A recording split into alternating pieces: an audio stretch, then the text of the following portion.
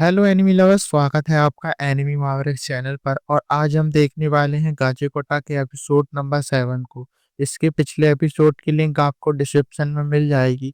तो चलिए जानते हैं इसके आगे की कहानी को बिना किसी देरी के। अब तक हमने देखा कि रूडो और जेवर की लड़ाई शुरू हो जाती है, जिसमें जेवर रूडो को छू भी नहीं पा रहा था क्योंकि रूडो का तालिस्मान उसे हर जिंदा चीज से प्रोटेक्ट कर रहा था। तो जेवर अपना जहरीला पंजा अपने शरीर में घुसा लेता है, क्योंकि जब वो होश में ही नहीं रहेगा तो तालिस्मान उसे खतरा नहीं मानेगा।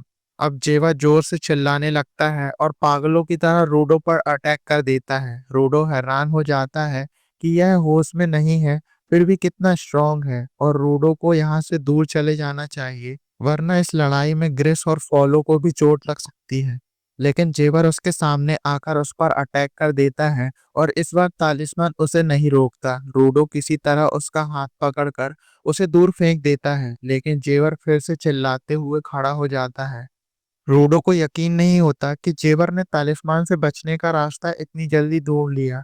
उसे जरूर लड़ाई का बहुत एक्सपीरियंस होगा, और ऐसे लोगों को मासोचिस्ट कहा जाता है। उसे अपने बचपन की बात याद आती है, जब कुछ बच्चे उसे पीट रहे थे। वो कहते हैं, क्या हुआ, तुम पलटकर वार नहीं करोगे? तुम्हें पिटने में मजा आता है क्या? लगता है तुम मासोचिस्ट हो। रूडो अब घर जाकर रेक्टो से पूछता है, मासोचिस्ट क्या होता है? कहानी वापस प्रेजेंट में आती है, जहां जेवर फिर से रूडो पर हमला कर देता है, और रूडो किसी तरह से अपनी जान बचा रहा था, क्योंकि जेवर पहले से भी तेज और खतरनाक हो गया था। वो अपना पंजा रूडो के मुंह पर मारने वाला था कि तभी एक डंडा आकर उसे लगता है। यह डंडा जंका का था। तभी जंका यहाँ आ जाता है और बोलता है, मुझे तो ठीक से हराया नहीं और इस बच्चे के साथ खेलने आ गए। वह फिर रूडो से कहता है, मुझे भी इस कमीने से हिसाब बराबर करना है। रूडो कहता है, तुम्हारी हालत ठीक नहीं लग रही। तो जंका कहता है, मैं बिल्कुल ठीक हूँ, और लगता है तुम अपनी पावर यूज करना सीख गए। रूडो कहता है, हाँ, पर यह पावर अब जेवर को रोक नहीं पा रही। जंका कहता है कि वह काफी देर से इनकी लड़ाई देख रहा था। तालिस्मान तभी रिएक्ट करता है जब सामने वाले के मन में चोट पहुंचाने की भावना हो, लेकिन अब उसका तालिस्मान बेकार हो गया है, और पॉइजन की वजह से जंका भी ज्यादा भाग दौड़ नहीं कर सकता। अब जंका कहता है कि वह एक चीज ट्राई करना चाहता है। वह रूडो को मार के देखेगा कि क्या उससे तालिस्मान रिएक्ट करता है या नहीं, और हो सकता है कि वह उसे टेलीपोर्ट करके जेवर के पास भेज दे। अगर जंका यह प्लान फेल हुआ तो रूडो के सिर पर डंडा पड़ेगा। जेवर अब फिर से उठने लगता है और रूडो पर अटैक कर देता है। जंका रूडो से कहता है, ध्यान रखना कि उसके पंजे तुम्हें छू भी ना पाए। उसकी एक खरोच भी तुम्हारे शरीर को कमजोर कर सकती है। जंकब अपने डंडे से रूडो को मारने लगता है, जिससे तालिस्मान एक्टिवेट हो जाता है, और वह उसे जेवर की तरफ धकेल देता है, जिससे जंका जेवर के मुंह पर एक डंडा मार देता है और उसे दूर फेंक देता है। जंका को यकीन नहीं होता कि उसका आइडिया काम कर गया, और रूडो सोचता है, मतलब तुम सच में मुझे डंडा मारना चाह रहे थे? जंका कहता है, अरे मैं तो बस टेस्ट कर रहा था, लेकिन अब हम मिलकर जरूर इसे जेवर को हरा देंगे। जेवर अब फिर से इनकी तरफ आने लगता है और जंका रोडो पर डंडा मारने की कोशिश करता है, लेकिन तालिस्मान उसे दूर धकेल देता है और वह फिर से जेवर को कूट देता है। अब इस टीम अप्स का यूज कर जंका बुरी तरह से जेवर की धुलाई करने लगता है। अब इसी दौरान जेवर होश में आ जाता है। जंका उसके सर पर डंडा मारकर उसे नीचे गिरा देता है, और फिर खुद भी जमीन पर गिर जाता है। उसका शरीर अब पूरी तरह से थक चुका था। इधर रूडो का तालिस्मान भी टूटकर गिरने लगता है और राख बन जाता है। रूडो कहता है, ऐसा क्यों हुआ? जंका सोचता है, इसके बनाए इंस्ट्रूमेंट ज्यादा देर तक नहीं टिकते क्या? यह बात कुछ और है।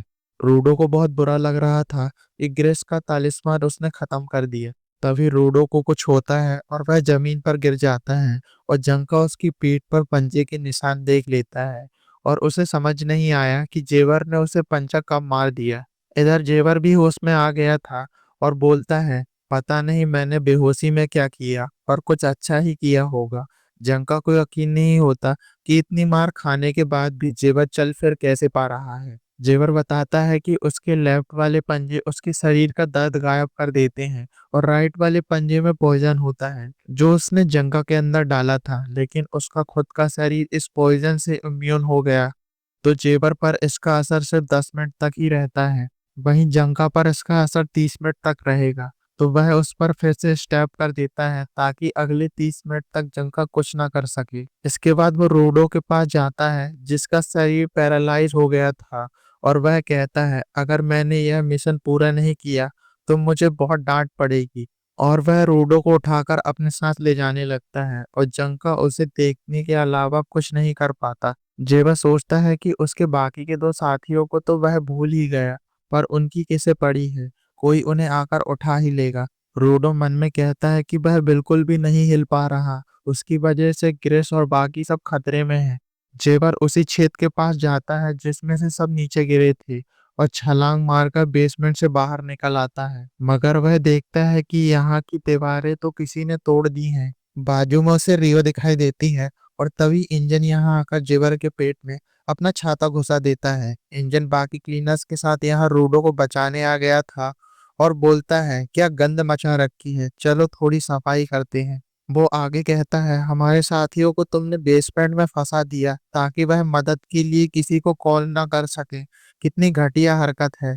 वो तो टोबी बाहर निकल आई थी और उसने पास के टाउन में जाकर हमें कॉल कर दिया, वरना हमें तो पता ही नहीं चलता। जेवर अब चिल्लाता है अरे तुम सब तो बहुत तगड़े लग रहे हो और मैं बेचारा अकेला दुखी और टूटा फूटा, तुम लोग मेरी तरफ ऐसे क्यों देख रहे हो जैसे मैं कोई कचरा हूँ।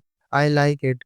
इंजन बोलता है रूडो तुम इतने टाइम से इस पगलेट से लड़ रहे थे, मुझे तो तुम पर तरस आ गया। वहीं रूडो तो ठीक से हिल भी नहीं पा रहा था।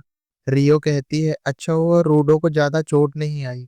वहीं डेलमन नाम का एक क्लीनर बहुत गुस्सा हो जाता है, उसने हमारी टीम के मेंबर्स को चोट पहुंचाई, मैं उसे छोड़ूंगा नहीं। तो दूसरा क्लीनर उसे थोड़ा शांत रहने को बोलता है। इंजन जेवर से कहता है वैसे तो हमें तुमसे बहुत सवाल करने हैं, पर तुम्हें क्या लगा तुम हम पर अटैक करोगे और सही सलामत वापस चले जाओगे। जेवर अब बोलता है अरे बाबा तुम अब मुझे जेल में डाल दोगे क्या, फिर मुझे वहां से भागने का प्लान सोचना पड़ेगा। पर मुझे भी मिशन मिला हुआ है कि मुझे रोडो को अपने साथ वापस लेकर जाना है। वैसे तो मैं भी यहाँ से दम दबा के भागना चाहता हूँ, पर पापी पेट का सवाल है, बिना मिशन कंप्लीट मैं नहीं जा सकता, चाहे कुछ हो जाए, भले ही मैं मर ही क्यों ना जाऊं।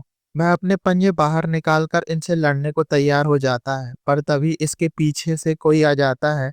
इस लड़की का नाम था कटोनी, जो कहती है जेवर टाइम खत्म हुआ, वापस चलो। जेवर उसे मना करता है कि उसे रूडो को साथ लेकर जाना ही होगा। कटोनी फिर से कहती है टाइम खत्म हुआ और गुन स्क्वाड भी इसी तरफ आने वाले हैं। इंजन सोचता है कि यह लड़की आखिर आई कहाँ से। इधर जेवर वापस जाने को तैयार नहीं था। कटौनी कहती है बॉस के चेहरे पर बहुत बड़ी स्माइल थी और यह सुनकर जेवर को कुछ हो जाता है और वह बाकी लोगों से कहता है सॉरी यार, मुझे जाना पड़ेगा। रियो देखती है कि उनके पीछे वाली दीवार में किसी तरह का छेद हो रहा था। जेवर अब रूडो से कहता है तुम्हारे साथ आज बहुत मजा आया, तुम ऊपर से आए फिर भी काफी दमदार हो।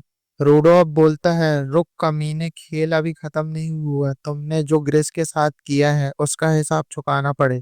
जेवर यह सुनकर खुश होता है कि तुम तो बहुत बहादुर हो, पर तभी उसकी नजर रूडो के हाथ पर पड़ जाती है और वो उसके ग्लव्स के लोगो पहचान लेता है। इस सीरीज का सामान तुम्हारे पास भी है, कितने इत्तेफाक की बात है। बॉस को यह बात पता चलेगी तो वो बहुत खुश होंगे। अभी तो मुझे जाना पड़ेगा, लेकिन अगली बार मैं पूरी तैयारी से आऊंगा और तब तक तुम अपने ग्लव्स का ख्याल रखना। इतना कहकर कटोनी और जेवर दोनों उस पोर्टल जैसे गड्ढे से चले जाते हैं और वह अपने आप ही बंद होकर यहाँ से गायब भी हो जाता है, यानी वह चीज किसी पोर्टल जैसी ही थी। बाकी क्लीनर्स यह देखकर हैरान हो गए थे कि वह दोनों गायब हो गए। वहीं रूडो सोचता है कि यह किस सीरीज की बात कर रहा था। खैर जंका और बाकी लोगों को बेसमेंट से बाहर निकाल लिया जाता है। रोडो ग्रेस के पास जाकर उससे माफी मांगता है कि उसने उसका तालिस्मान तोड़ दिया।